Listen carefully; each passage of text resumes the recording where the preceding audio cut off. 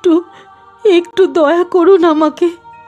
বাড়িটা চলে গেলে আমি থাকবো কোথায়? আপনার ছেলের সাথে শেষ কবে কথা হয়েছিল? বছর দুয়েক আগে, ওই একটু সময়ের জন্য। ব্যস্ত আছি বলে রেখে দিল। পাঁচটা বছরে একবারও চোখের দেখাও দেখতে পেলাম না। গলাটা শুনতে পেতাম, তাও এখন বন্ধ। আমার তো মনে হয় ইচ্ছে করেই তোমার ছেলে তোমার সাথে আর যোগাযোগ রাখেনি। এইরকম প্রায়ই হয়। ছেলে পড়াশুনো শিখে বড় চাকরি করলে গরিব বুড়ো বাবা মাকে ভুলে যায়। না না, আমার ছেলে আমাকে ভোলেনি। ও সত্যিই হয়তো ব্যস্ত, তাই আমাকে ফোন করার সময় পায় না। আর যদি কোনো বিপদ ঘটে থাকে। দেখুন, কি ঘটেছে সেটা যতক্ষণ না আপনার ছেলের সাথে কথা বলা যাচ্ছে